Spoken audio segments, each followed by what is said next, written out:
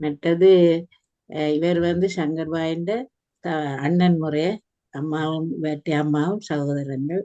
அந்த வகையிலும் எங்களுக்கு அவர் கூடின அறிமுகம். Thank you brother.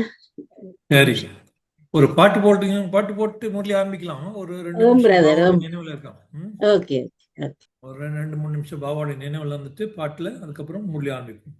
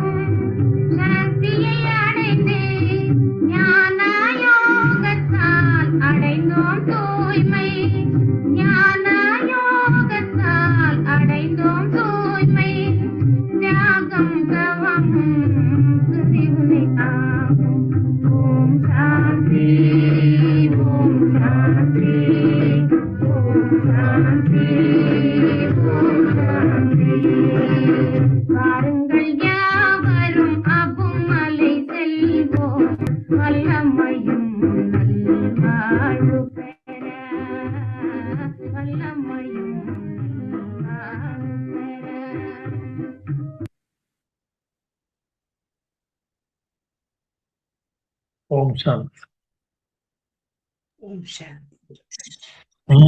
சரி, பிராமண குல பூஷண ஆத்மாக்கள் எல்லாரும் உயர்ந்த ஆத்மாக்கள், மகானாத்மாக்கள், பகவானுடைய சுரூபங்கள். கொஞ்சம் வீடியோல அவங்களுடைய கமல திருமுகத்தை பார்க்க ரொம்ப ஒரு நன்றாக இருக்கும்னு நினைக்கிறேன். எல்லாமே வீடியோவை மறைச்சிட்டு உட்காந்துருக்கீங்க, வெறும் ஆடியோ மட்டும் கேட்குறீங்க. சரி, முரளி ஆரம்பிக்கிறோம். ஒவ்வொருத்தரா வீடியோல வாங்க எல்லாரும். இன்றைய முரளி டேட்டு 6/3/1997.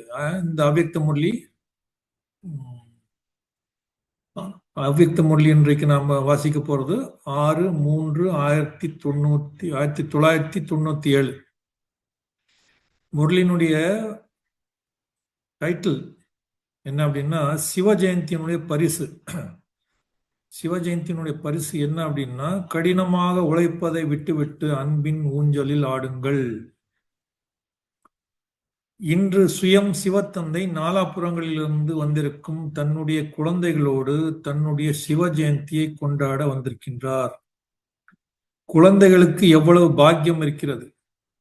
சுயம் தந்தை சந்திப்பதற்காகவும் கொண்டாடுவதற்காகவும் வந்திருக்கிறார். உலகத்தினரோ வாருங்கள், எல்லாம் உலகத்தினர் கூப்பிட்டு இருக்காங்க, வாங்க தந்தையே வாங்க வாங்க அப்படின்னு சொல்லிட்டு. எப்பொழுது வருவீர்கள், எந்த ரூபத்தில் வருவீர்கள் என்று அழைத்துக் கொண்டிருக்கின்றார்கள். ஆனால் குழந்தைகள் உங்களுடன் கொண்டாடுவதற்காக சுயம் தந்தை வந்திருக்கிறார். இந்த மாதிரி விசித்திரமான காட்சியை ஒரு பொழுதும் கனவில் கூட நினைத்திருக்க மாட்டீர்கள். ஆனால் இன்று பிராக்டிக்கலா நடைமுறையில் கொண்டாடுவதற்காக ஓடோடி வந்து சேர்ந்து விட்டீர்கள். தந்தையோடு, பரமாத்மா தந்தையோடு தன்னுடைய பிறந்த நாள், பரமாத்மா தந்தையினுடைய பிறந்த நாள், 2 பிறந்த நாள் இன்றைக்கு. அதனை கொண்டாடுவதற்கு குழந்தைகள் ஓடோடி வந்து சேர்ந்து விட்டீர்கள். தந்தையோ நாலாபுறங்களின் குழந்தைகளை பார்த்து ஆஹா, சாலிகிராம் குழந்தைகளே ஆஹா என்று மகிழ்ச்சி அடைகிறார். ஆஹா, ஸ்தூல உடல் தரித்த எதிர்காலத்தில் பரிஷ்தா ஆகி தேவதையாகும் குழந்தைகளே ஆஹா அப்படின்னு பாபா நம்மளை பார்த்து மகிழ்ச்சி அடைகிறார். பக்த குழந்தைகள் மற்றும் ஞானம் நிறைந்த குழந்தைகள், உங்களில் எவ்வளவு வித்தியாசம் இருக்கின்றது! பக்தர்களுக்கும் ஞானி ஆத்மாக்களாகிய நமக்கு எவ்வளவு வித்தியாசம் இருக்கின்றது, கொஞ்சம் யோசிச்சு பாருங்க. பக்தர்கள் பாவனைக்கான அல்பகால பலனை, குறுகிய கால பலனை அடைந்து குஷி அடைந்து விடுவார்கள். ஆஹா ஆஹா என்ற பாடலை பாடிக்கொண்டே இருக்கிறார்கள்.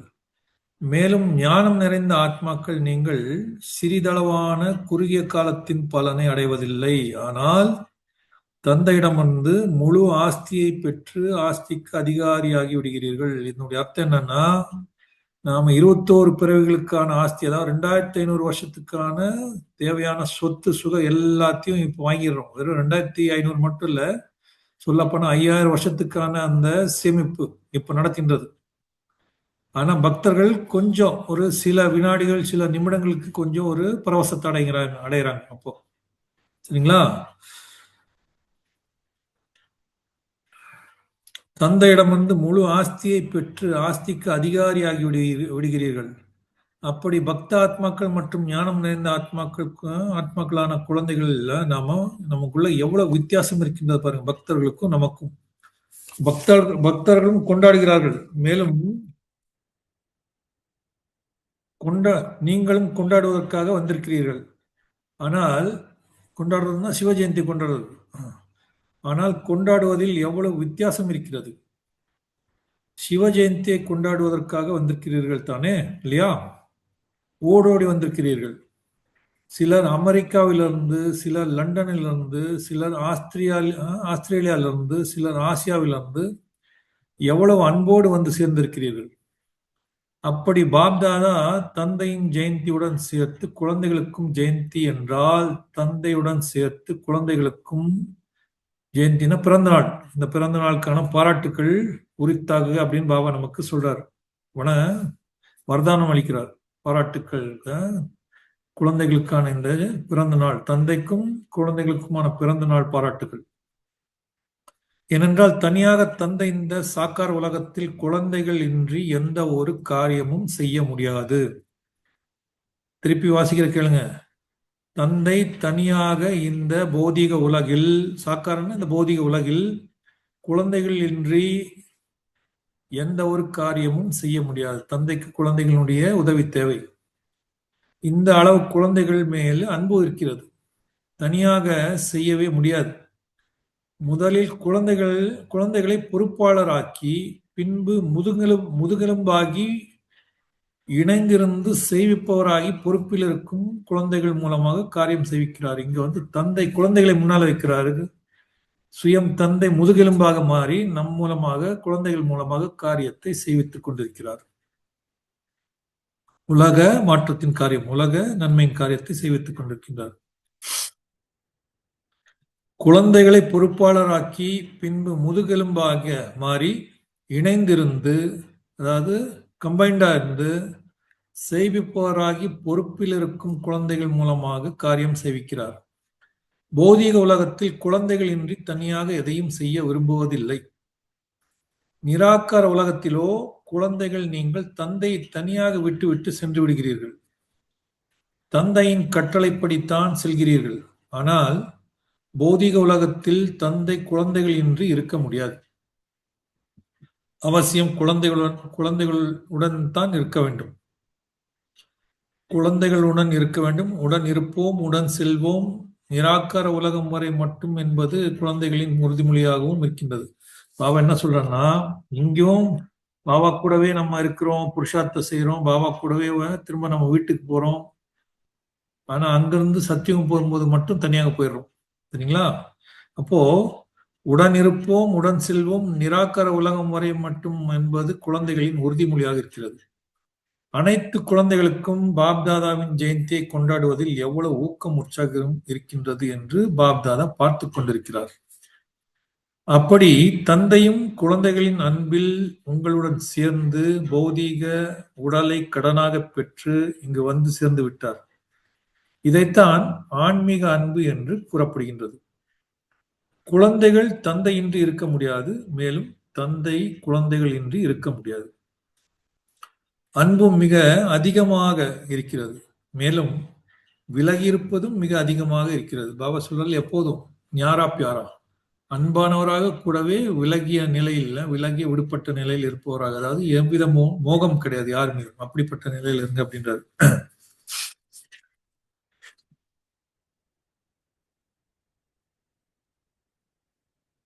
எனவே விலகி இருந்து அன்பாக இருப்பவர் என்பது தந்தையின் மகிமையாக இருக்கிறது. குழந்தைகள் தந்தைக்காக அநேக விதமான பரிசுகள் மற்றும் வாழ்த்து அட்டைகள் அல்லது வேறு ஏதாவது பொருள், இதயத்தின் ஊக்கம் நிறைந்த கடிதம், மேலும் என்னென்ன கொண்டு வந்திருக்கிறீர்களோ அது தந்தையிடம் இன்றைய நாள் வதனத்தில் அனைத்து பரிசுகளின் அந்த அருங்காட்சியகம் உருவாக்கி இருக்கின்றது. பாருங்க, சிவஜெயந்தி அன்னைக்கு எல்லாருமே கிரீட்டிங்ஸ் கார்டு அனுப்புறாங்க குழந்தைகள் தந்தைக்கு. அந்த எப்படி சொல்லணும்னா பிறந்த நாள் வாழ்த்துக்கள், பல கிரீட்டிங்ஸ் கார்டு எல்லாமே. இப்போ பாபா என்ன சொல்றேன்னா, சூக்ஷ்ம மதத்துல இங்க இந்த பௌதிக உலகத்துல மதுபன்ல பாத்தீங்கன்னா இந்த ஸ்டேஜ் மேல எல்லாம் கிரீட்டிங் கார்டு வச்சிருப்பாங்க. கிரீட்டிங் கார்டு, பூங்கொத்து, வேற வேற லெட்டரு. நாமாகி பிராமண ஆத்மாக்கள் இந்த உலகத்துல பல தேசங்கள்ல இருந்து எழுதின அந்த லெட்டர், கிரீட்டிங் கார்டு எல்லாம் அங்க வச்சிருப்பாங்க. அதனுடைய அருங்காட்சியகம் மேல சூக்ஷ்மதனத்துல பாபா பாக்குறேன், அங்க உருவாக்கி வச்சு இருக்கின்றது அப்படின்றாரு. உங்களுடைய மியூசியம் சேவைக்கானது, மேலும் தந்தையினுடைய மியூசியம் அன்பிற்கானது. அருங்காட்சியகம்னா மியூசியம். அப்படி அனைவரும் என்னென்ன கொண்டு வந்திருக்கிறீர்களோ அல்லது அனுப்பியிருந்தீர்களோ அனைவரின் அன்பு நிறைந்த பரிசுகள் இப்பொழுது கூட மியூசியமாக காட்சி அளிக்கிறது. இங்க சூக்ஷ்மதனத்துல, இங்கேயும் ஸ்தூலத்தில். அதை பார்த்து பார்த்து தந்தை மகிழ்ச்சி அடைந்து கொண்டிருக்கிறார். நம்ம கொடுக்கிற பொருள் பெரியதல்ல, ஆனால் அனைத்து பொருளிலும் அன்பு நிரம்பி விடுகின்றது என்றால் அந்த சிறிய பொருள் கூட மிகவும் மகத்துவம் நிறைந்ததாக ஆகிவிடுகிறது. அவக்கு கிஃப்ட் ஒரு சின்னதா கொடுப்போம், ஆனா அதுல அன்பு சேர்ந்திருக்கிறதுனால அது மிகவும் மதிப்பு மிக்கதாக, மகத்துவம் நிறைந்ததாக மாறிவிடுகின்றது. அப்படி பாப்தாதா பொருளை பார்ப்பதில்லை, காகிதத்தாலான வாழ்த்து அட்டையையோ அல்லது கடிதத்தையோ பார்ப்பதில்லை. ஆனால் அதில் நிரம்பியிருக்கும் இதயபூர்வமான அன்பை பார்க்கிறார். எனவே தான் தந்தையிடம் அன்பின் மியூசியம் உருவாகி இருக்கின்றது சூக்ஷ்மதனத்துல என்று கூறினோம். அந்த மாதிரியான மியூசியம் உங்கள் உலகில் இல்லை. அப்படிப்பட்ட மியூசியம் இருக்கிறதா? இல்லை. எப்பொழுது தந்தை ஒவ்வொரு அன்பின் பரிசை பார்க்கிறார் என்றால் பார்த்தவுடனேயே குழந்தைகளின் முகம் அதில் தென்படுகின்றது. அந்த மாதிரி புகைப்படம் எடுக்கும் கருவி உங்களிடம் இருக்கிறதா? இல்லை. பாபா நீங்க அனுப்பிச்ச அந்த கிரீட்டிங் கார்டை பார்த்த உடனே அங்க சூக்ஷ்மதனத்துல கிரீட்டிங் கார்டு பார்த்த உடனே இந்த குழந்தை தான் அனுப்பிச்சிருக்குன்னா அந்த குழந்தையினுடைய முகம் அதுல தெரியுது அப்படின்றாரு. கூடவே அதுல அன்பு நிறைஞ்சிருக்கு. பரிசை பார்த்து தந்தைக்கு ஒரு நல்ல எண்ணம் உருவானது. அதை கூறலாமா? யோசிக்க கூடாது, செய்ய வேண்டியது இருக்கும். செய்வீர்களா? தயாராக இருக்கிறீர்களா? பாப்தாதாவிற்கு இந்த எண்ணம் எழுந்தது. இந்த பரிசோ தந்தையிடம் வந்து சேர்ந்து விட்டது. ஆனால் கூடவே பாப்தாதாவிற்கு இன்னொரு பரிசும் தேவையாக இருக்கிறது. உங்கள் அனைவரின் பரிசுகள் மிக நன்றாக இருக்கிறது. ஆனால் பாப்தாதாவிற்கு இன்னும் ஒன்று வேண்டியதாக இருக்கின்றது. நீங்க அனுப்பின பரிசு எல்லாம் வந்து சேர்ந்துச்சு, நல்லா இருக்கு. ஆனா இன்னொரு பரிசு நீங்க இன்னும் அனுப்பல. எல்லார்ட்ட இருந்து இந்த இன்னொரு பரிசு எனக்கு வேணும் அப்படின்றார். என்ன பரிசு கேட்கிறாரு பார்ப்போம்.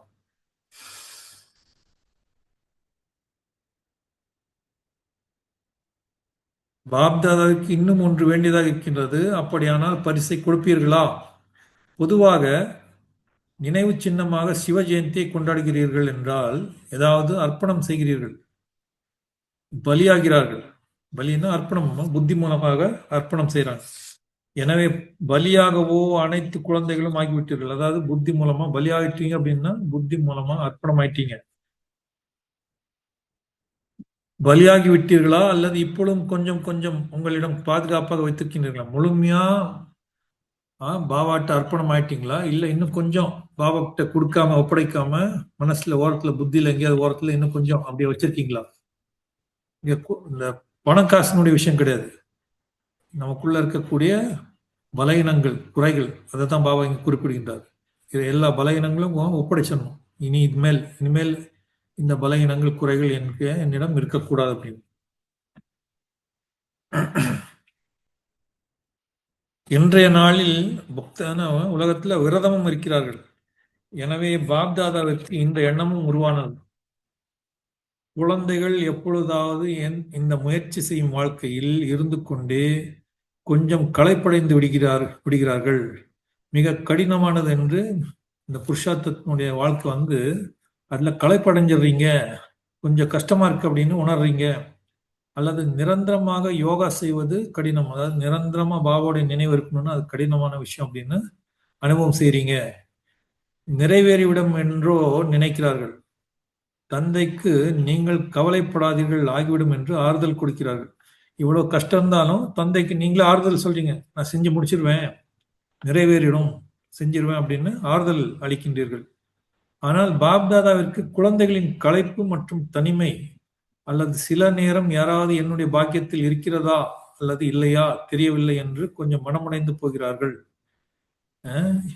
பாருங்க, சில குழந்தைகள் வந்து பல நேரத்துல வந்து களைப்படைஞ்சிடுறாங்க, சில நேரத்துல தனிமையினுடைய அனுபவம் செய்யறாங்க, சில நேரம் இப்படி யோசிக்கிறாங்க, என்னுடைய பாக்கியத்துல நான் நினைக்கிற அளவுக்கு இந்த அதிர்ஷ்டத்துல இருக்கா, இல்ல ஏதாவது கொஞ்சம் தான் எனக்கு அதிர்ஷ்டம் இருக்கா, ஏன் அதிர்ஷ்டம் இருக்கா இல்லையா அப்படின்னு தெரியல அப்படின்னு கொஞ்சம் மனமுடைந்து போகிறார்கள். சில நேரம் அப்படி யோசிக்கிறார்கள் என்றால் இதை பார்ப்பது தந்தைக்கு பிடிக்கல. எப்படி நீங்க எல்லாம் யோசிக்கிறீங்க, ரொம்ப மனமுடைந்து போயிடுறீங்க, அதிர்ஷ்டத்துல இருக்கா இல்லையான்னு தெரியல, இல்ல கொஞ்சம் தனிமையினுடைய அனுபவம் ஆகுது, ரொம்ப டயர்டா ஃபீல் பண்றீங்க பிராமண வாழ்க்கையில. அனைத்தையும் விட அதிகமாக குழந்தைகள் கஷ்டப்பட்டு உழைப்பது பிடிப்பதில்லை. குழந்தைகள் வந்து இப்படி கஷ்டப்பட்டு, அதாவது கடின உழைப்பு செய்வது பாபா பிடிக்கலன்றார். இவரோ எஜமானன், ஆனால் கடின உழைப்பா. தந்தைக்கும் குழந்தையானவர் எஜமானனாக இருப்பவர் பகவானுக்கும் எஜமானன். மேலும் பிற கடின உழைப்பு செய்வது இது நன்றாக இருக்குல்ல. அதாவது பாபா என்ன சொல்றேன்னா, குழந்தைகள் எப்படி அப்பா வந்து பிள்ளைய வந்து தலையில் தூக்கி வச்சுக்கிறார் இல்லையா, அப்போ குழந்தைகள் வந்து எஜமானன் என்ற அந்த நிலையில வச்சிருக்காரு. தந்தையும் எஜமானன், குழந்தைகளையும் மாஸ்டர் எஜமானன் அந்த ஒரு நிலையில வச்சிருக்கிறார். ஆனா அப்படிப்பட்ட நிலையில இருக்கக்கூட குழந்தைகள் இப்படி கடின உழைப்பு செய்யறது வந்து அது பாபா பார்க்கறது ரொம்ப கஷ்டப்பட்டு புருஷார்த்தம் செய்யறது அது பாபாவுக்கு பிடிக்கலன்றார். நன்றாக இல்லை, கேட்பதற்கே பிடிப்பதில்லை. அப்படி குழந்தைகள் பிறந்த நாள் பரிசையோ அவசியம் கொடுக்கிறார்கள் என்றால் இன்றைய நாளில் அனைத்து குழந்தைகளுக்கும் இதை பரிசு ரூபத்தில் ஏன் கொடுக்கக்கூடாது என்று எண்ணம் வந்தது. ஸ்தூலமான பரிசு என்ன கொடுத்தீர்களோ அதுவே வதனத்தில் வெளிப்பட்டது. இப்போ பொதுவாகவே எல்லாருமே அந்த கிரீட்டிங் கார்டு இல்ல வேற ஏதாவது லெட்டர் இல்லாட்டி சின்ன பரிசு ஏதாவது கொடுத்துருக்காங்க, அதெல்லாம் அங்க வதனத்தில் தெரியுது. ஆனா பாபா என்ன பரிசு எதிர்பார்க்கிறாருன்னா, நம்மகிட்ட நாம புருஷார்த்தத்துல களைப்படைஞ்சு மனமுடைஞ்சு போயிடுறோம் இல்லையா, என்னுடைய பாக்கியத்துல இருக்கோ இல்லையோ, இந்த சில நேரத்துல தனிமை, சில நேரத்துல களைப்பு, இதெல்லாத்தையும் பாபாட்ட கொடுத்துருங்க. அந்த களைப்பை விட்டுட்டு, கடினமாக உழைப்பதை விட்டு பாபாவுடைய அன்புல மூழ்கி போங்க அப்படின்னு சொல்ல வர்றாரு. நிராகார, அதாவது இப்ப எப்படின்னா, ஸ்தூலமான பரிசு என்ன கொடுத்தீர்களோ அதுவே வதனத்தில் வெளிப்பட்டது. ஆனால் நிராகார உலகத்திலோ இந்த பரிசு வெளிப்படாது. அங்கோ எண்ணத்தின் பரிசு சென்றடைகிறது. அப்படி இன்றைய நாளில் அனைத்து குழந்தைகளிடமிருந்தும் பரிசை பெற வேண்டும் என்று தந்தைக்கு எண்ணம் வந்தது. அப்படியானால் பரிசு கொடுப்பீர்களா அல்லது கொடுத்த பிறகு அங்கே சென்ற பிறகு திருப்பி எடுத்துக் கொள்வீர்களா? பாவட்ட பரிசை கொடுத்துட்டு நீங்க மதுவன் வந்திருக்கீங்க, திருப்பி உங்க ஊருக்கு போயிடுறீங்க, அங்க போனதுக்கு அப்புறம் திருப்பி அந்த பரிசு திருப்பி எடுத்துக்குவீங்களா அப்படின்னு கேட்கிறாரு. மதுவனினுடையது மதுவனத்தில் இருக்கின்றது, மேலும் தன்னுடைய தேசத்தில் தன்னுடைய தேசம் என்று இப்படி சொல்ல மாட்டீர்களா? மதுவன்ல வந்து பரிசை கொடுத்துட்டீங்க, திருப்பி உங்க ஊருக்கு போயிட்டு லண்டன் போயிட்டு திருப்பி எடுத்துக்கிறீங்கன்னா அது சரியா பார்க்கறது நல்லா இல்லை இல்லையா? பரிசு கொடுத்துட்டோம்னா அதை முடிஞ்சது, அதோட திருப்பி எடுக்கக்கூடாது. அதை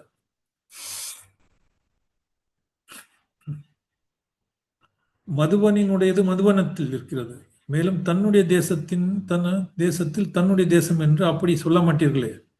குழந்தைகள் மிக சாதுரியமானவர்களாக ஆகிவிட்டீர்கள். நாங்களோ திரும்பி வர வேண்டும் என்று விரும்பவில்லை, ஆனால் வந்து விடுகிறது என்று தந்தைக்கு கூறுகிறார்கள். நான் கொடுத்த பரிசு திரும்பி என்கிட்ட திரும்பி வரணும் அப்படின்னு நான் நினைக்கல, ஆனா வந்துருது அப்படின்னு குழந்தைகள் சொல்றீங்களாம். இப்படி நான் நினைக்கல, உங்ககிட்ட கொடுத்த பரிசு அதை என்ன இந்த விஷயத்த பாபாட்ட அர்ப்பணம் செய்யணும்னு நினைச்சேனோ அதை செஞ்சு அர்ப்பணம் பண்ணியாச்சு. ஆனா திருப்பி என்கிட்ட அது வந்துடணும் அப்படின்னா அந்த பலகீனமோ குறையோ வந்துடும் அப்படின்னு நினைக்கல, ஆனா வந்துடுது அப்படின்னு சொல்றாங்க. ஆனால் வந்து விடுகிறது என்று தந்தைக்கு கூறுகிறார்கள். வந்து விடுகிறது என்றால் நீங்கள் ஏன் ஏற்றுக்கொள்ளீர்கள்? சரி, அப்படி வந்துட்டாலும் நீங்க அதையே ஏத்துக்கிறீங்க. கொடுத்தாச்சுன்னா திருப்பி வரணும்னா அதை வர விடக்கூடாது, ஏற்றுக்கொள்ளக்கூடாது.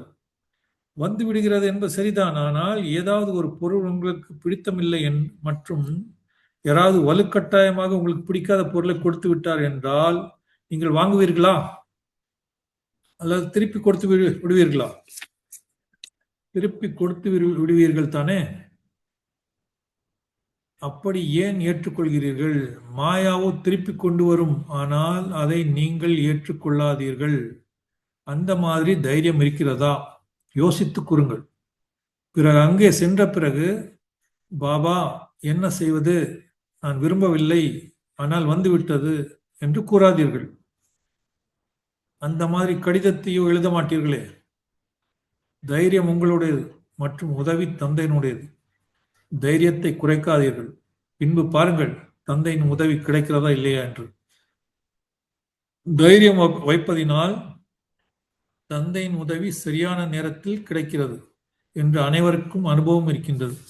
ஹிந்தியில சொல்றாங்களே, ஹிம்மத்தை வச்சு மததே குதா, தைரியம் வச்சு ஒரு பாதடி முன்னேறி செல்லுங்கள். உங்களுடைய புருஷார்த்தத்துல 1000 அடி உங்களை உயர்த்திடுவார் பாபா. அதான் இங்க சொல்றாரு. தைரியம் வைப்பதினால் தந்தையின் உதவி சரியான நேரத்தில் கிடைக்கிறது என்று அனைவருக்கும் அனுபவம் இருக்கின்றது, மேலும் கண்டிப்பாக கிடைக்கும். இதற்கான உத்தரவாதமும் இருக்கிறது.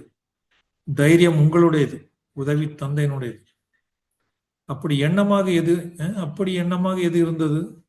தைரியம் இருக்கிறதா அல்லது இல்லையா என்று முகத்தை பார்த்து கொண்டிருக்கிறோம். நீங்கள் தைரியம் உள்ளவர்கள் தான். ஏனென்றால் ஒருவேளை தைரியம் இல்லை என்றால் தந்தையின் குழந்தையாக ஆகிய இருக்க முடியாது. தந்தையினுடைய குழந்தைகள் ஆகிவிட்டீர்கள். இதன் மூலமாக தைரியம் இருக்கின்றது என்று நிரூபணம் ஆகிறது. தேவையான நேரத்தில் கொஞ்சம் தைரியத்தை மறந்து விடுகிறீர்கள். தைரியம் உள்ளவர்கள் தான் நீங்கள். கொஞ்சம் பொறுமையாக இருங்கள். தைரியம் இருக்கிறதா இல்லையா என்று அனைவரின் முகத்தை பார்க்கிறார் தந்தை. தைரியம் உள்ளவர்கள் தான்.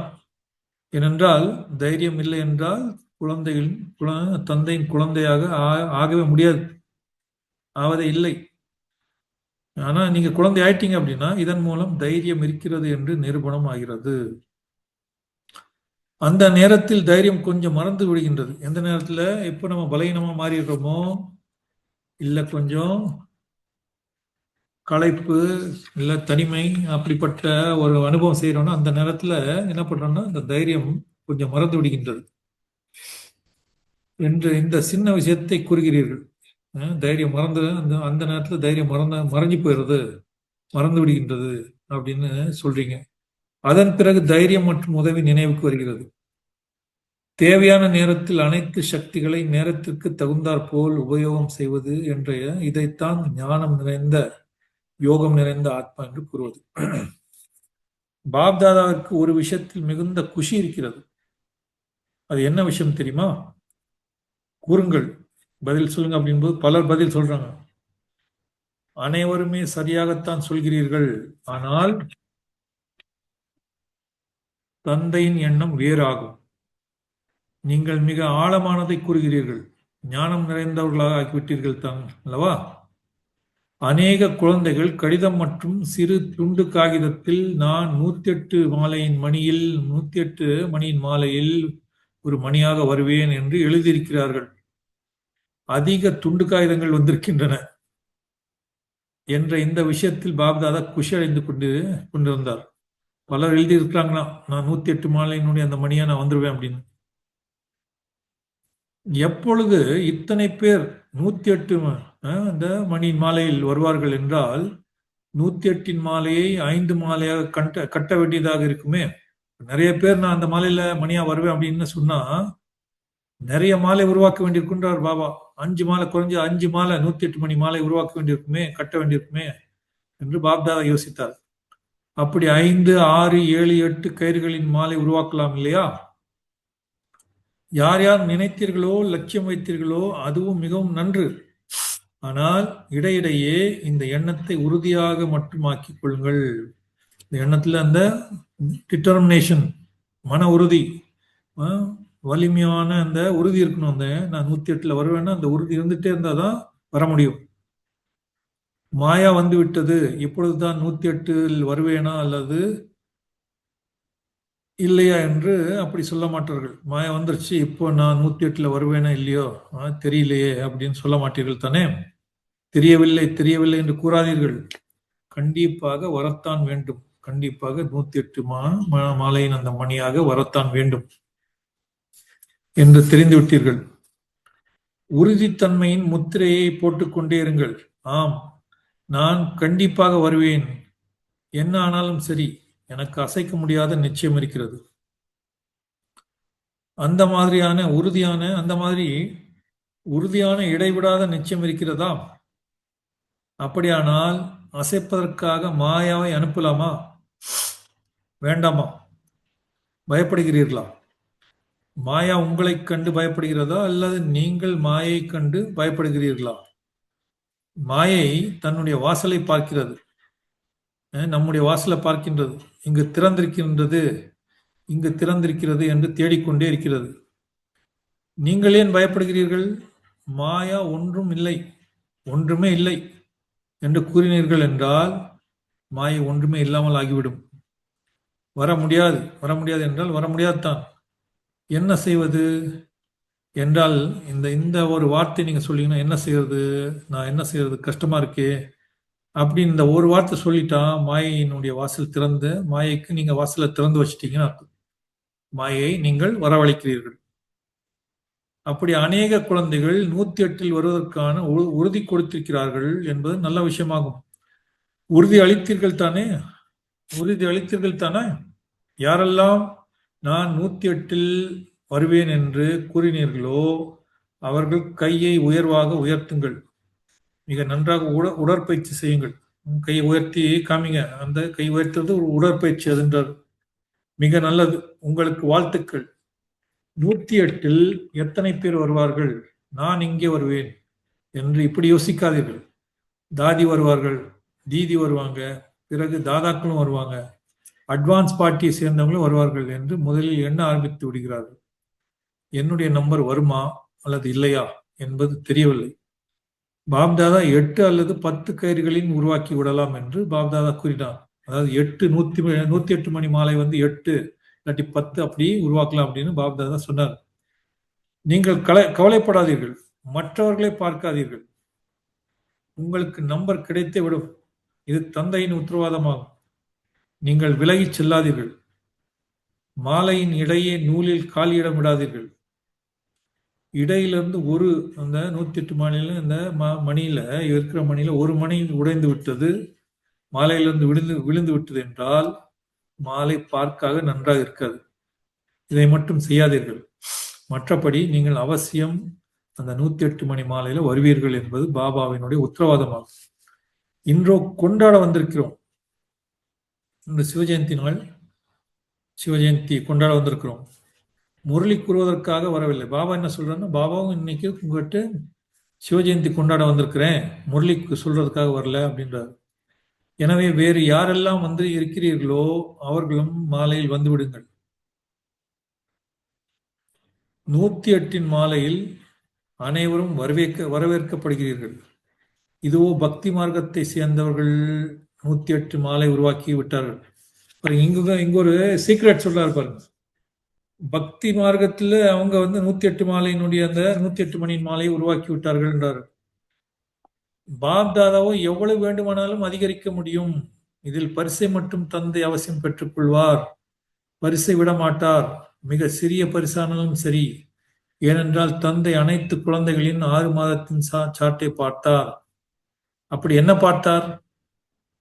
ஒருவேளை ஏதாவது ஒரு குழந்தை கொஞ்சமாவது என்னுடைய அந்த மனநிலையில் அதில் ஏற்றத்தாழ்வு அப்படி சொல்கின்றார்கள் என்றால், ஆடாத அசையாத நிலையிலிருந்து இருந்தும் அந்த நிலையிலிருந்து கீழே இறங்கி குழப்பத்தில் வந்துடுறாங்க. அதற்கான காரணம் முக்கியமாக 3 விஷயங்கள் மட்டும் இருக்கிறது. அதே 3 விஷயங்கள் விதவிதமான பிரச்சனைகள் அல்லது சூழ்நிலையை உருவாக்கி வருகின்றன. அந்த 3 விஷயங்கள் என்ன? தீய எண்ணங்கள் மற்றும் வீணான எண்ணங்களை யோசிப்பது. அதாவது தீயது மற்றும் வீணானதை தீய மற்றும் வீணான எண்ணங்களை யோசிப்பது, தீயது மற்றும் வீணான பேச்சு பேசுவது மற்றும் தீயது மற்றும் வீணான கர்மங்கள் செய்வது.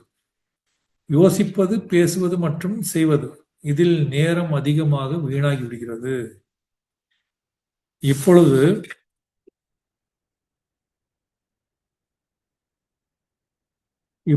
பாவம் குறைவாக நடக்கிறது. நம் மூலமாக பாவம் நடக்கிறதுனாலும் சின்ன சின்ன பாவம் நடந்துதான் இருக்கு. எண்ணத்தில் அதாவது சூக்ஷ்ம விக்ரமங்கள், பேச்சு மூலம் ஏதாவது தவறா பேசுறோம் அப்படின்னா அதுல சின்ன சின்ன விக்ரமங்கள், அப்புறம் செயல் மூலம் ஏதாவது, ஆனா குறைவா நடக்கின்றது. வீணானவை அதிகமாக இருக்கிறது. வீணானதின் புயல் அசைத்து விடுகிறது.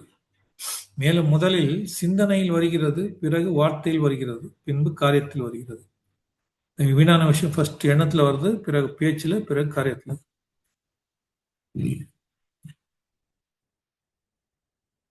மேலும் ரிசல்ட்டில் பார்த்தோம் என்றால் சிலருடைய வார்த்தை காரியத்தில் வருவதில்லை, ஆனால் சிந்தனையில் மிக அதிகமாக வருகிறது.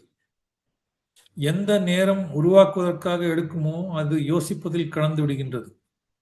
அப்படி பாப்தாதா இன்று இந்த 3 விஷயங்கள், யோசிப்பது, பேசுவது மற்றும் செய்வது என்ற இந்த பரிசை அனைவரிடமிருந்தும் பெற விரும்புகிறார். பாருங்க என்ன பரிசு பாபா நம்மகிட்ட விரும்புகிறாருன்னா, வீணான எண்ணங்களை சிந்திக்கிறது, வீணான பேச்சு பேசுறது, வீணான காரியங்கள், அது வீணது மட்டும் இல்ல, தீயது மற்றும் வீணானது அது நினைக்கிறது, தீயது மற்றும் வீணான பேச்சு பேசுவது, தீயது மற்றும் வீணான கர்மங்கள் செய்வது. இந்த பரிசு பாபா நம்மகிட்ட இருந்து வாங்க விரும்புறாரு. இந்த பரிசு எனக்கு கொடுங்க அப்படின்னு. அதற்கு தயாராக இருக்கிறீர்களா?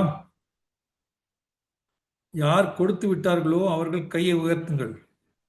உயர்த்திய கையை வீடியோவாக மிக நல்ல முறையில் ஒவ்வொரு பக்கத்திலிருந்தும் எடுங்கள்.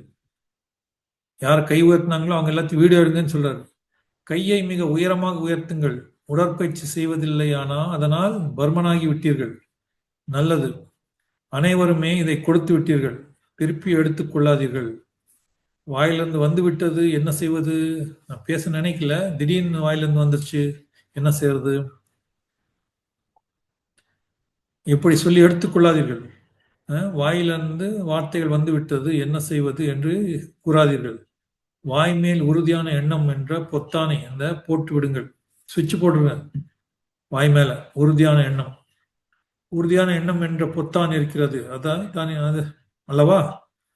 ஏனென்றால் பாப்தாதாவிற்கு குழந்தைகள் மேல் அன்பு இருக்கிறது இல்லையா? அப்படி அன்பின் அடையாளம் அன்பிற்குரியவர்கள் கஷ்டப்படுவது பார்க்க முடியாது. பாப்தாதா பௌதிக அந்த சாக்காரத்துல சென்று இவர்களுக்கு கொஞ்சம் சொல்ல வேண்டும் என்று அந்த நேரம் பாப்தாதா இதைத்தான் நினைக்கிறார். ஆனால் இப்பொழுதோ ஆக்காரியாகவும் நிராகாரியாகவும் இருக்கிறார்.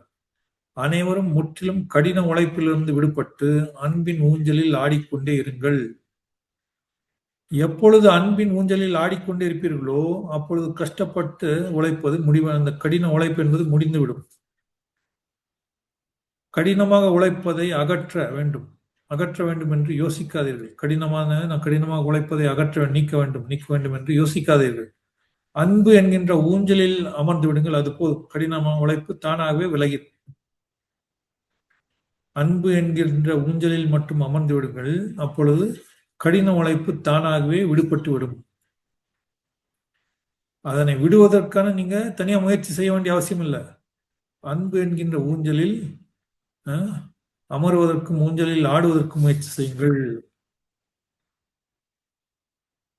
சிவ ஜெயந்தி என்றால் குழந்தைகளின் கடின உழைப்பிற்கான முடிவின் ஜெயந்தி ஆகும்.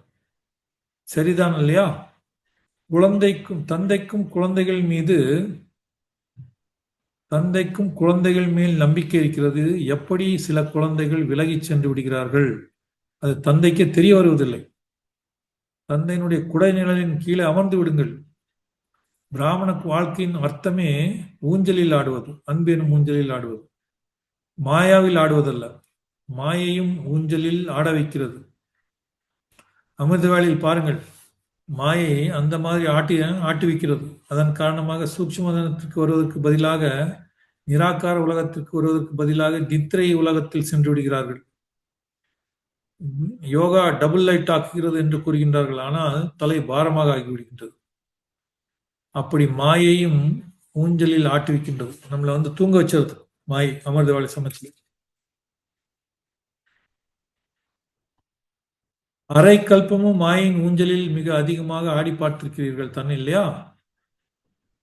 என்ன கிடைத்தது? ஏதாவது கிடைத்ததா?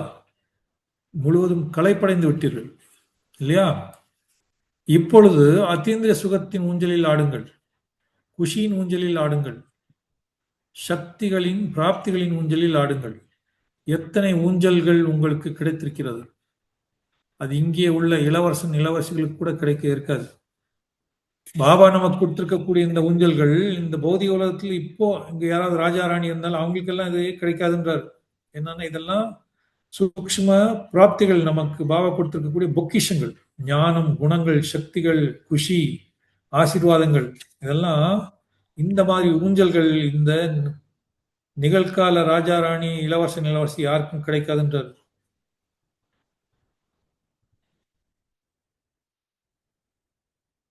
எந்த ஊஞ்சலில் ஆட விரும்புகிறீர்களோ அதில் ஆடுங்கள்.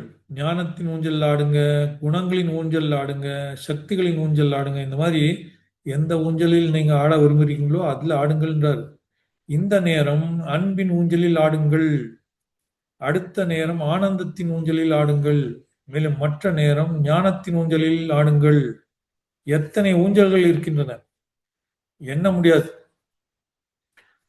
அப்படி ஊஞ்சலில் இருந்து கீழே இறங்காதீர்கள். அதாவது ஞானத்தினுடைய ஊஞ்சல், குணங்கள் அப்படின்போது அன்பு, தூய்மை, அமைதி, மகிழ்ச்சி, ஆனந்தம், அப்புறம் சக்தி. அது இல்லாம சக்திகள் பல சக்திகள் இருக்கு. இந்த மாதிரி ஞானத்துல பல விஷயங்கள், ஞானத்துல அப்படியே ஆழ்ந்த சிந்தனை, கான்டம்ப்ளேஷன் சொல்லுவாங்க இல்லையா? கான்டம்ப்ளேஷன், அதாவது பாபா சொல்றார் மனன சிந்தனை அப்படின்னா கான்டம்ப்ளேஷன். அதனுடைய அர்த்தம் என்னன்னா ஆழ்ந்த சிந்தனை செய்யுங்க.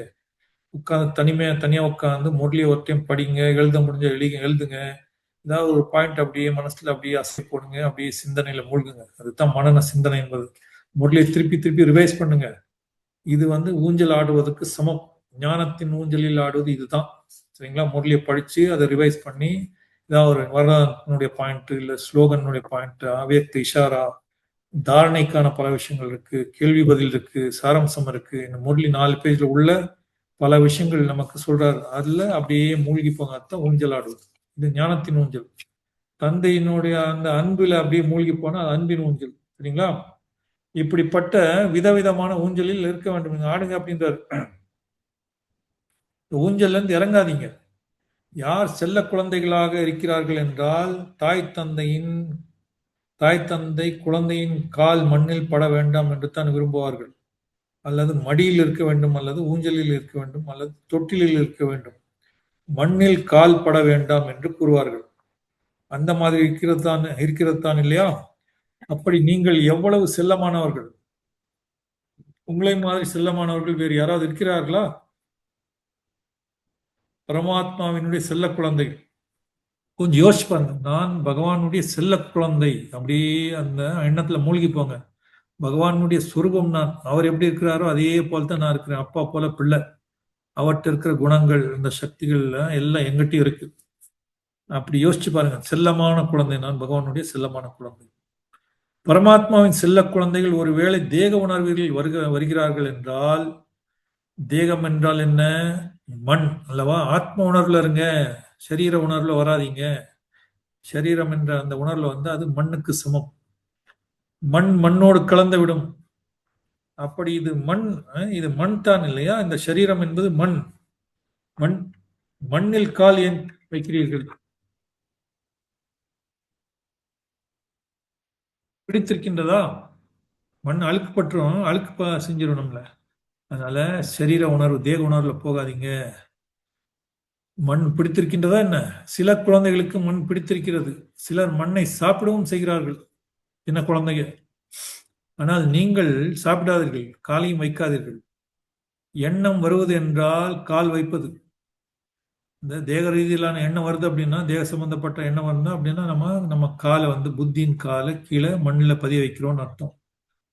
எண்ணத்தில் கூட தேக உணர்வு வர வேண்டாம். நான் எவ்வளவு செல்லமானவன், யாருடைய செல்லமானவன் என்று யோசிங்கள். சுயம் பரமாத்மாவுடைய செல்லமான குழந்தை நான். நினைவு வைத்துக் கொள்ளுங்கள், சத்தியுகத்தில் கூட பரமாத்மாவினுடைய செல்லமானவர்கள் இருப்பதில்லை. தேவாத்மாக்களின் செல்லமானவர்களாக இருப்பாங்க. சத்தியுகத்துல தேவதைகளினுடைய செல்ல குழந்தை நாம. ஆனா இங்க அது தேவதைகள்னா அவங்களும் மனிதர்கள் தான். இங்க நாம் சாட்சாத் பரமாத்மாவினுடைய செல்ல குழந்தை நான். செல்ல குழந்தைகள் நாம் அப்படின்னு நினைக்காதீங்க. நான் பரமாத்மாவுடைய செல்ல குழந்தை. அந்த தனிப்பட்ட பர்சனல் அந்த அன்பு அனுபவம் செய்யுங்க. பாவாட்ட பர்சனல் ரிலேஷன் வைங்க.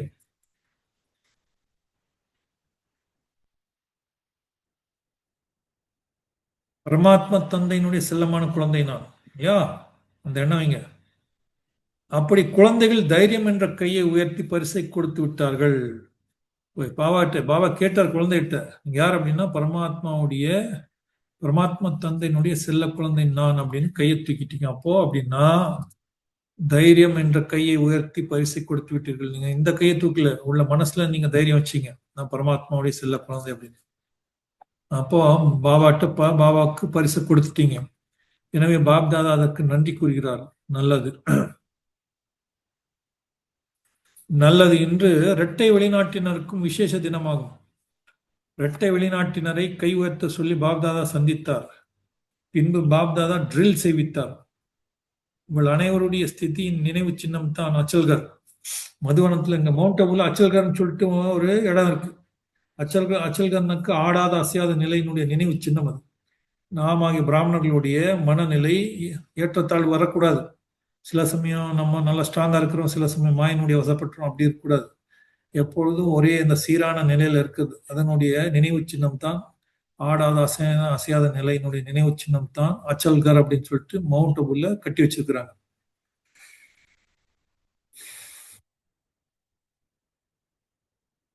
அனைவருடைய ஸ்திதியின் நினைவு சின்னம் தான் அச்சல்கர்.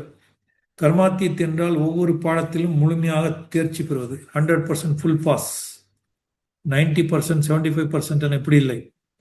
முன்பு பாப்தாதா கூறியிருந்தார், எல்லா சக்திகளின் தந்தை கொடுத்து விட்டார், நீங்களும் எடுத்துக்கொண்டு விட்டீர்கள். ஆனால் தக்க சமயத்தில் உபயோகத்திற்கு வராமல் ஸ்டாக்லயே வச்சிடுறீங்க அப்படின்ற இருப்பிலேயே இருந்து விடுகிறது. எல்லா சக்தி பாபாட்ட வாங்கியிருக்கீங்க. எப்போ பிராமணா பிறவி கிடைச்சிச்சோ அந்த வினாடியே எல்லா சக்திகளும் பாபா கொடுத்துட்டார். ஆனா சரியான நேரத்துல அதை உபயோகப்படுத்துறது இல்லை. அப்படியே இருப்பிலேயே வச்சிருக்கீங்க, ஸ்டாக் அப்படியே வச்சிருக்கிறீங்க.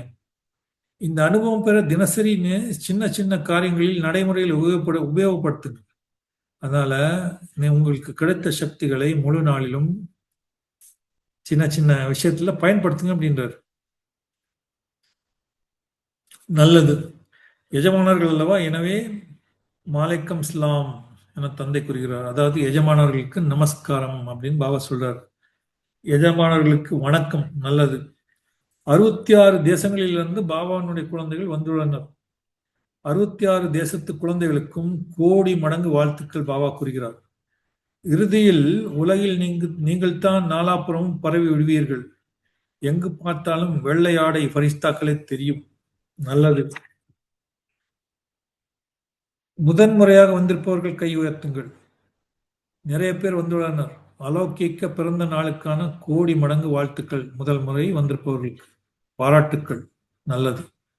இன்று சிவபாபாவின் பிறந்த நாள் அன்று பிரம்மா பாபா என்ன பரிசு வழங்கினார்?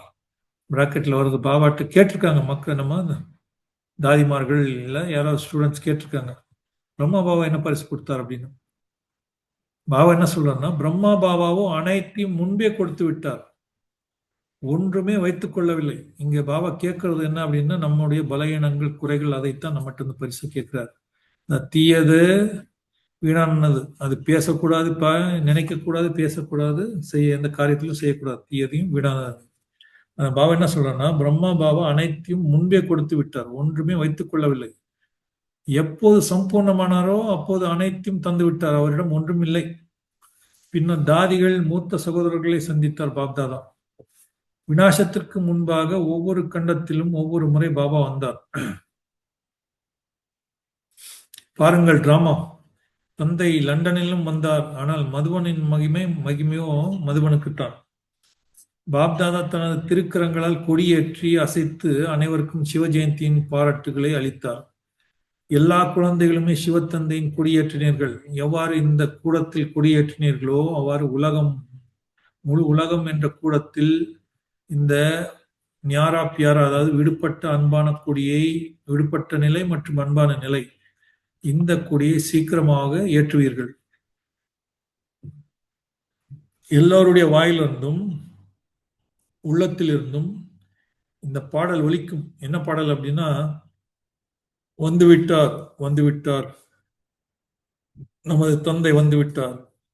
எல்லோரும் உளப்பூர்வமாக இதயபூர்வமாக கை தட்டுவார்கள். எனவே இந்த கொடியோ, சிவபாபாவுடைய கொடி வெறும் கருவியாக மட்டுமே உள்ளது. ஆனால் மிகவும் உயர்ந்ததிலும் உயர்ந்த தந்தை வந்துவிட்டார் வந்துவிட்டார். யார் வர வேண்டுமோ அவரே வந்துவிட்டார். நம் அனைவரையும் அழைத்து செல்பவர் வந்துவிட்டார். இந்த மனதின் கொடியை உலகத்தில் ஏற்றுவீர்கள். இந்த எண்ணங்கள் தான் கொடி. இதை நீங்க உலகத்தில் இந்த கொடி ஏற்றுங்க அப்படின்றார்.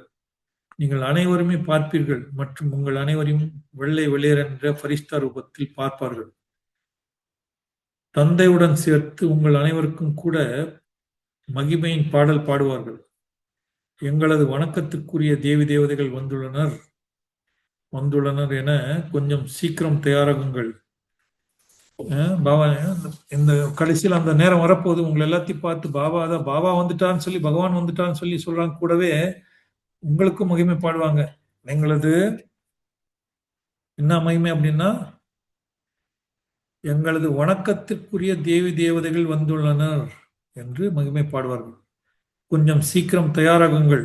மிக விரைவில் உங்கள் கொடி கட்டி பறக்க விடுவார்கள். உங்களுடைய கொடி பறக்கும் அப்படின்றார். அப்போதுதான் அனைவரும் பிரச்சனையிலிருந்து விடுபடுவார்கள்.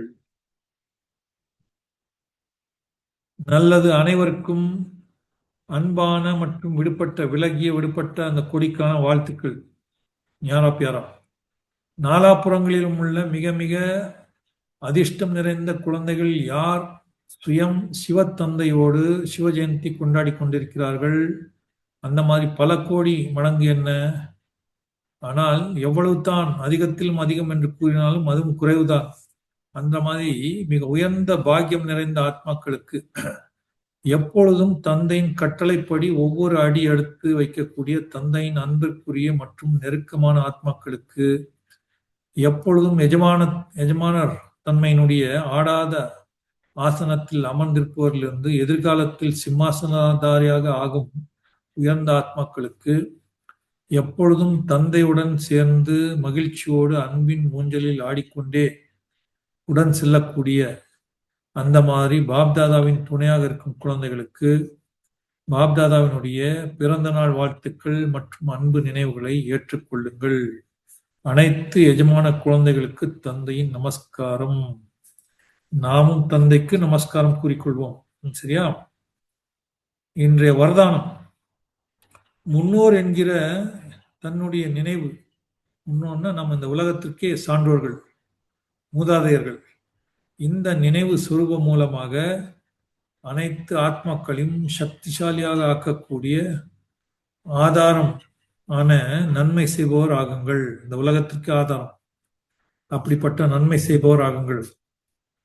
இந்த படைப்பெனும் மரத்தின் முக்கிய தண்டு அனைவரின் முன்னோரான பிராமணரிலிருந்து தேவதையாகும் ஆத்மாக்களாகி நீங்கள் ஆவீர்கள்.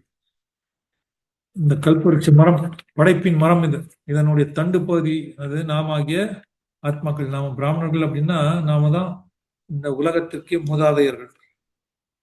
அப்படிப்பட்ட ஆத்மாக்கள் தான் இந்த மரத்தினுடைய தண்டு பகுதி அப்படின்னாரு. ஒவ்வொரு காரியத்தின் ஆதாரம் தண்டு இல்லை, இது வந்து வேறு பகுதி. தண்டு வந்து தேவதைகளினுடைய ராஜ்யம் அங்க வந்துடுது, தேவதைகளினுடைய தர்மம் வந்துடுது. நாம் அந்த கல்பவருட்சத்தினுடைய வேறு பகுதிகள். இந்த தண்டுன்னு தவறா எழுதிட்டாங்க. ஒவ்வொரு காரியத்தினுடைய ஆதாரம், குல மரியாதைகளினுடைய ஆதாரம், பழக்க வழக்கங்களின் ஆதாரம் முன்னோர்கள். நீங்கள் அனைத்து ஆத்மாக்களின் ஆதாரமாகவும் மற்றும் பிறரை முன்னேறச் செய்யும் அப்படிப்பட்ட வேர் பகுதியாக இருக்கிறீர்கள். நம்ம இந்த மாதிரி வேர் பகுதியாக விளங்கும் உங்கள் மூலமாகத்தான் அனைத்து ஆத்மாக்களுக்கும் உயர்ந்த எண்ணங்களின் சக்தி மற்றும் அனைத்து சக்திகளின் பிராப்தியாகிறது. உங்களை அனைவரும் பின்பற்றி நடந்து கொண்டிருக்கிறார்கள். எனவே இவ்வளவு பெரிய பொறுப்பு என்று புரிந்து கொண்டு ஒவ்வொரு எண்ணம் மற்றும் காரியங்களை செய்யுங்கள். ஏனென்றால் முன்னோரான ஆத்மாக்கள், அதாவது மூதாதையர்களான நீங்கள், ஆத்மாக்களாகிய நீங்கள், உங்கள் ஆதாரத்தினால் தான் உலகின் நேரம் மற்றும் நிலையின் ஆதாரம் அமைந்துள்ளது. உலகத்தினுடைய நிலை, உலகத்தினுடைய இந்த நேரம், இதனுடைய ஆதாரம் நம்ம கையில் தான் இருக்கு அப்படின்றார் இன்றைய ஸ்லோகன். யார் அனைத்து சக்திகள் என்கின்ற கிரணங்களை நாலாபுறங்களிலும் பரப்புகிறாரோ அவர்தான் மாஸ்டர் ஞான சூரியன் ஆவார். நல்லது. ஓம் சாந்தி. பாருங்க, நல்ல நீளமான முரளி, அவ்வியக்த முரளி. ஆனா இதை வந்து என்ன பண்ணுங்கன்னா, இதை வந்து இன்னொரு டைம் ரிவைஸ் பண்ணணும். தனியா உட்காந்து ரிவைஸ் பண்ணாதான் இன்னும் நல்லா அப்படியே மனசுல பதியும். சரியா? முடிச்சுக்கலாங்களா கிளாஸ்? முரளி முடிஞ்சிருச்சு. இல்ல என்ன சொன்னார் யாராவது ஒரு 2-3 பேர் ஏதாவது ஒவ்வொரு பாயிண்ட் சொன்னாலுக்கு இன்னும் நல்லா இருக்கும் கேட்டதுல இருந்து. ராவா இன்னைக்கு என்ன சொன்னார்? சிவஜெயந்தியினுடைய பரிசு சொல்லுங்க கமலாம்பிகை, என்ன சொல்ல வரீங்க? அவ சொல்றார் எல்லாட்டு பரிசும் வந்து சூட்ச்ம வதனத்துல வந்து அன்பின் மியூசியமா இருக்குது. அது எல்லாத்துக்கும் பாபா குஷி அடைகிறார். இருந்தாலும் அவர் இன்னொரு பரிசை எதிர்பார்க்கிறார்.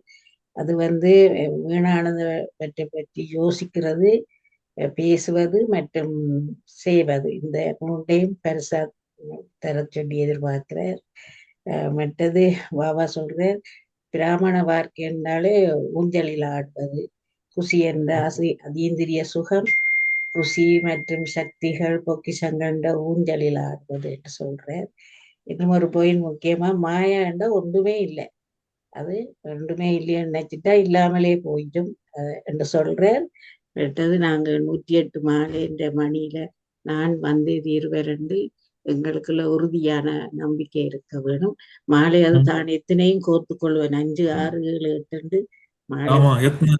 பக்தி மார்க்கத்துல வேற 108 வச்சுட்டாங்க. ஆனா பாபா என்ன சொல்றான்னா, அது பேருக்கு அந்த நினைவு சின்னமான 108 மணி மாலை வந்து 5 மாலை, 6 மாலை, 7 மாலை, 8 மாலை, அப்படி பல மாலைகள் உருவாக்க முடியும்னு சொல்றாரு பாபா.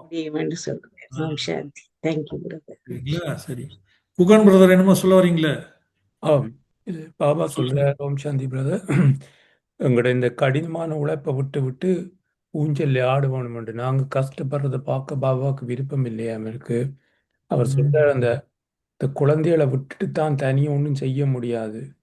எங்களை கொண்டே அப்படியே சக்தியை தந்து கருவி ஆத்மாக்களாக வச்சு தான் இந்த உலக சேவையை செய்ய வேணும்னு சொல்றார். ம். சாந்தி பிரதர். சரி சரி சரி. வேற யாராவது சொல்றீங்களா? ம். சரி, அப்போ இத்தோட முடிச்சுக்கலாங்களா? ஒரு ஒரு பாட்டு பாட வைங்க. 2 நிமிஷத்துக்கு ஒரு பாட்டு போடுங்க, முடிச்சுக்கலாம் யோகா செஞ்சுட்டு.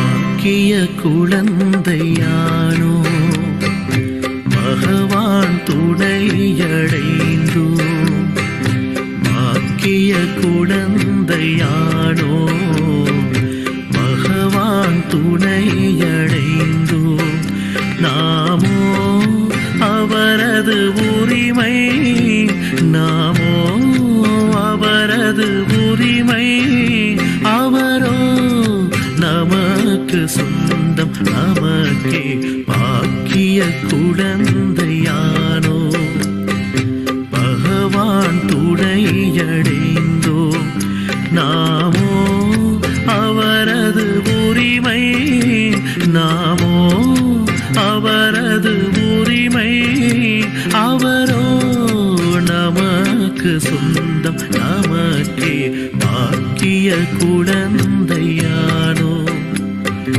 பகவான் துணையடைந்தோ.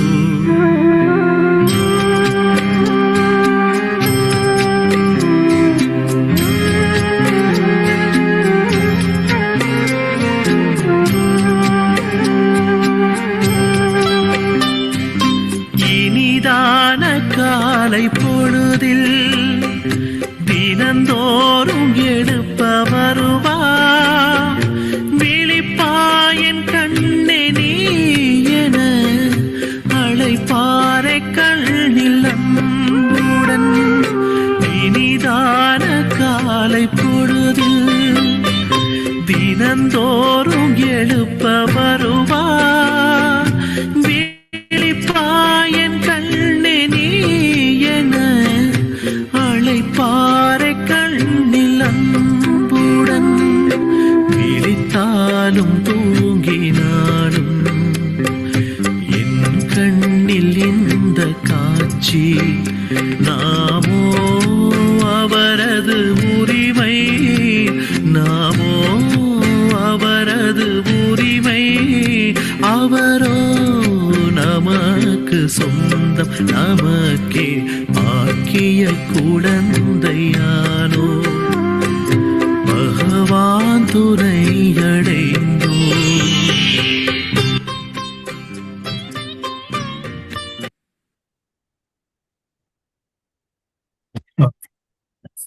ரைட். ஓம் சாந்தி பிரதர். தேங்க்யூ. போயிட்டேன். Om Shanti brother. Thank you, brother.